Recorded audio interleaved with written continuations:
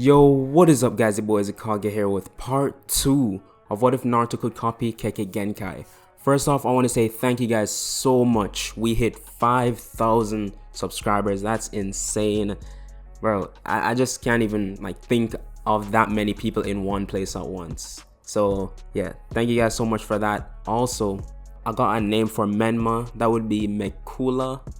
Yeah, I'm gonna get better at the pronunciation, but that had a bunch of likes in the comments, so I'm gonna be using that.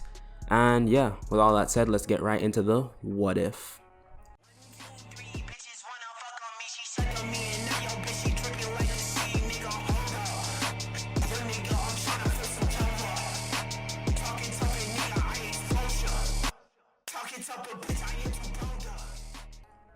Let me give you guys a quick rundown of Naruto's abilities. He can copy any dojutsu by looking the user in the eyes while it's activated, and can copy any advanced nature transformation like wood, lava, or ice just by seeing it being used, or the user casting that jutsu. But there are limits to his ability. Think of it as slots. Naruto can only hold 3 Kekkei Genkais at once.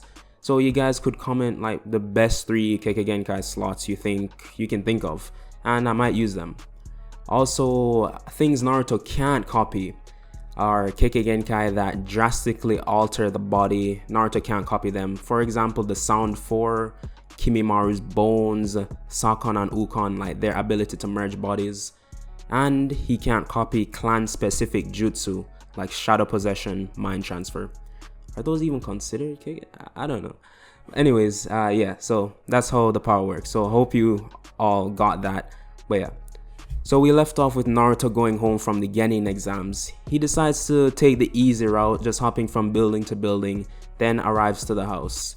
He enters and no one's home, which is surprising. So he guesses Kakashi is just preoccupied with something. So Naruto takes a shower and has some ramen for dinner, some good ramen, Ichiraku, and trains for a bit, then heads to bed later on. The next day, Kakashi still hasn't arrived home, so Naruto just gets his stuff ready and hops over some buildings to get to the academy.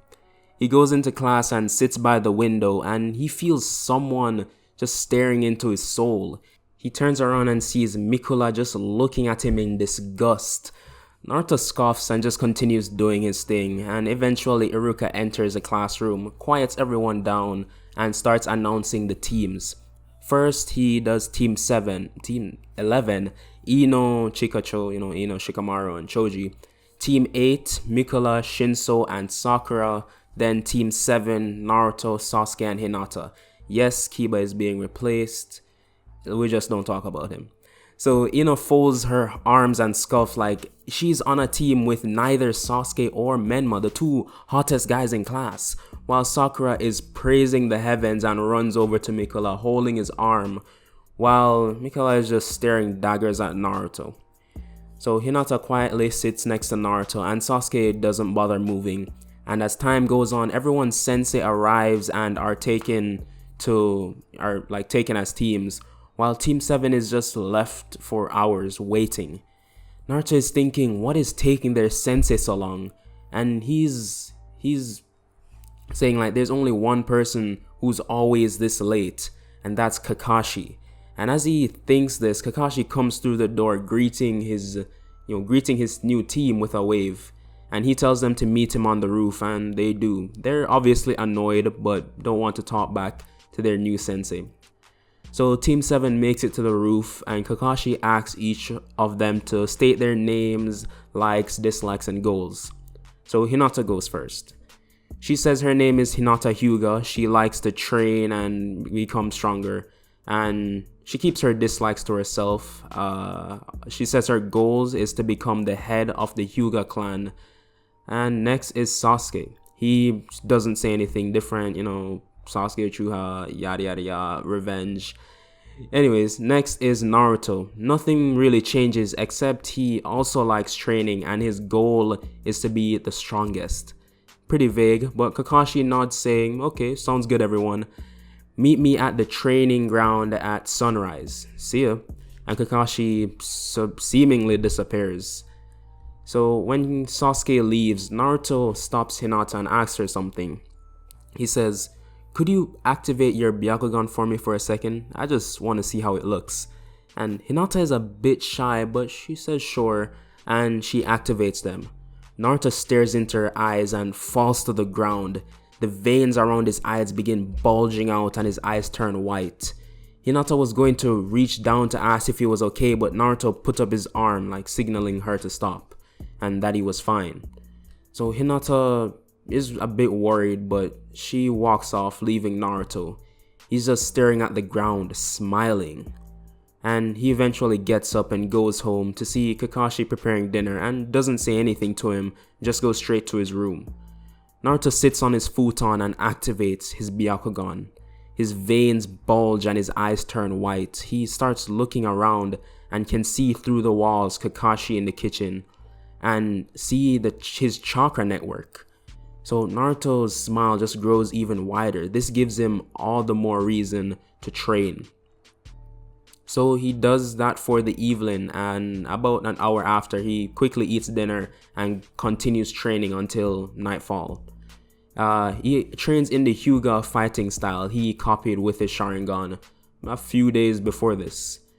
So the next day, Naruto goes to leave but doesn't see Kakashi, so he guesses he's already at the training ground. So he gets there but only sees Sasuke and Hinata.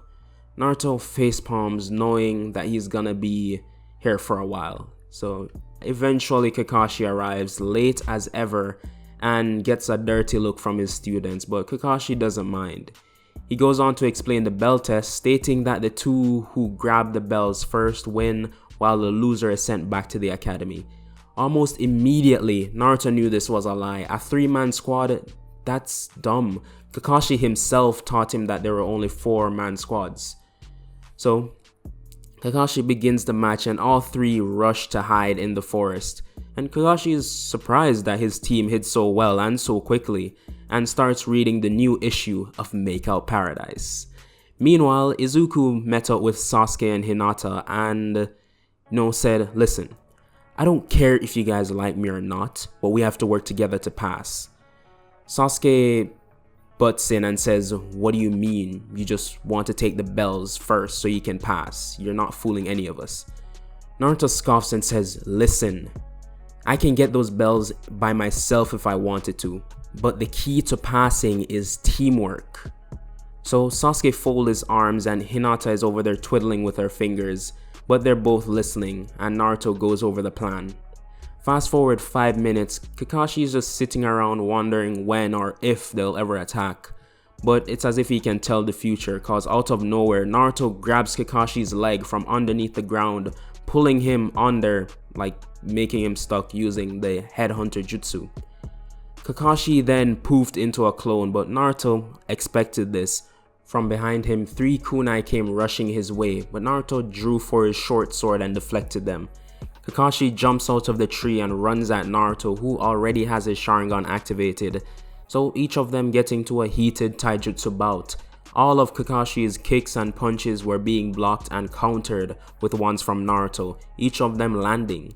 Kakashi backs up and says, "Seems I trained you too well."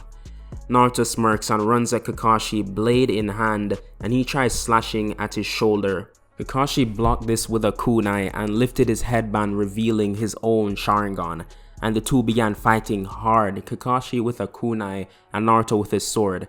They went on and on and on, and from the tree line, Sasuke and Hinata stood in awe, but they had work to do. Naruto managed to get Kakashi over to the hole he made with his headhunter jutsu, and from it, Sasuke, being boosted by Hinata, reached out and grabbed a bell. Kakashi realized this and backs up so they can't get the other, and Naruto sighs and says, "Well, time for plan B." He activates his newly acquired eye, and Kakashi's own eyes widen and thinks those are the Byakugan. So you really can copy dojutsu or maybe even any Kekkei Genkai. But while lost in his thought, Kakashi gets air palmed in the chest and sent into a tree. Naruto lowered his stance to that of a Hyuga and began striking Kakashi's weak points. It wasn't perfect, Naruto missed about half, but it did the job. Naruto used his sword to cut the bell from Kakashi's waistband and grabbed it, deactivating his eye, before either of his teammates could see. Kakashi, now weakened, slowly congratulates Team 7, then fell to the ground in exhaustion. Sasuke and Hinata walk up ready to help, but Naruto catches him and tells his teammates that he'll be fine, and Naruto jumps off to the hospital.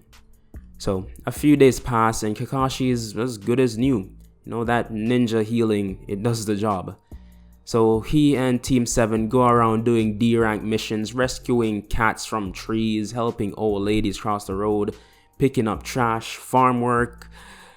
It's all just getting annoying. And every day Naruto expresses this to Kakashi, telling him he didn't train to rescue cats. And after a week he finally broke, since Sasuke started to annoy him as well.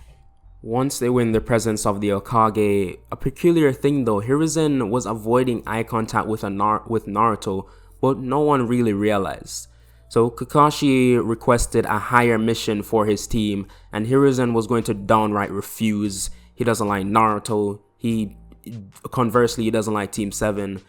But a drunk Tazuna comes barging in, slurring his words. "Oh, I'm tired of waiting. Where's the damn team gonna escort me?" A Jonin tried holding him back, but Tazuna refused, and he says, "Get out of my damn way. You there, escort me right now," pointing to Kakashi and saying, "You ain't doing nothing, escort me, damn it." The Jonin finally got Tazuna out of the room though, and Hiruzen sighs and says, "Okay, I have a C rank escort mission available." Kakashi accepts, and him and his team prepare for the mission. A day later, and a now sober Tazuna was waiting at the gates of the Leaf when Team 7 arrived. He says to them, "Really? A bunch of brats are gonna escort me?" Naruto was going to say something, but Kakashi stopped him and says, No need to worry. These students were at the top of their classes, academically and physically. There's really nothing you should be worrying about. So Tazuna just scoffs and says whatever, and Team 7 along with Tazuna head out to the Land of Waves. A good 20 minutes from the village, there was a puddle up ahead, and both Kakashi and Naruto saw this and were suspicious. So Naruto activated his Byakugan and saw a mass of chakra underneath. He confirmed his suspicion and gave a slight signal to Kakashi. The team passed the puddle, and after that the demon brothers jump out ready to attack. Both Kakashi and Naruto responded to this though with their own attack, both using hand signs for the great fireball jutsu. Naruto completely burned up the brother, leaving nothing but charred remains, while Kakashi was smart enough to hold back, and the other brother was just burnt all over his body. He wasn't dead. Sasuke, Hinata, and Tazuna were all surprised at how quickly these two reacted, and Kakashi then took the brother that was still alive and began interrogating him. He cracked really quickly after Naruto sprinkled some of his brother's burnt remains on. You know what? That's a bit too far even for me. Okay, he doesn't do that. He's already in some serious pain, so he just tells them. He tells them that they were hired by Goto to stop the bridge builder and that they were probably others coming for them. So with that information he needed, Kakashi took Naruto's sword off his back and used it to kill the brother, leaving his body to decay. Hinata couldn't hold down her breakfast and threw up, while Sasuke and Tazuna had to look away. Naruto wasn't used to this, but already accepted the fact that this is the shinobi lifestyle and he has to get used to it. So he takes his sword, wipes the blood from it, and shields it. Team 7 then continues down the path. After about another half an hour, a thick fog begins to roll in. Kakashi begins to hear this sound getting louder and louder, and then he yells, "Duck!" Everyone in Team 7, including Tazuna, duck under this heavy sword swinging over their heads, almost chopping their heads completely off and lodging into a tree. Zabuza lands on it and begins his monologue saying, "Oh, Kakashi, the copy ninja. This is going to be a good fight. You can hand over the bridge builder now or face my wrath." Of course, Team 7 would never hand over their client, so The fight begins. Zabuza hops off his sword and pulls it out of the tree and lands on the water. Kakashi rushes into battle, telling his team to stay back, and he lifts his headband. But before he could get any closer to fight in taijutsu, Zabuza casts a water-style rising wave, and Kakashi counters this with one of his own, and this repetition of jutsu keeps repeating over and over, and them just cancelling each other out. Naruto watching this thinking, this is getting so old. He activates his Byakugan to rush in to fight, but he sees someone else in the forest. He can't focus on them right now, but Naruto makes sure to keep an eye on them. But Naruto forgot about his team. Both Sasuke and Hinata saw him activate the Byakugan, and Hinata was the most shocked. She was going to say something, but Naruto ran off towards the fight. With the Byakugan, he has perfect vision in the mist, but Zabuza senses him coming. He throws his sword at Naruto, but Naruto easily dodges this and runs up on Zabuza and strikes a few of his chakra points, but Zabuza takes out a kunai and starts fighting like a wild animal. But he was about to get Naruto like with this unorthodox fighting style, but got struck by a water dragon from Kakashi. Naruto pulled his sword out, intending to take advantage of the situations since Zabuza was on the ground. He goes to swipe down, but a masked ninja appears, stopping the sword. He tells them he's a tracking ninja from the Mist Village sent to capture Zabuza. Naruto questions, then why not let me kill him right here and now? Haku says his body contains important information of the Mist Village that must not be lost. Naruto didn't care though, this guy seemed sus. But Kakashi came up behind him and held the guard of his sword and told him to stand down. He told the tracker to do whatever he needs with the body, so the tracker grabs the body and body flickers away. Body. I keep saying body. Naruto questioned why he let them go, and Kakashi said if he's telling the truth, then we just got off of a fight. But if he's lying, which I'm pretty sure he is, then we have time to prepare. Since he caught us off guard, we weren't in the best situation to fight. Naruto huffs and sheathes his sword and starts heading back to the group, deactivating his Byakugan. And you know what else is deactivating? This video, because that was corny. That was good. Anyways, thank you guys for sticking around to the end of the video. If you liked it, if you like my content in general, consider subscribing. It's welcomed. Road to 10K. And yeah, I'll see you guys in the next What If.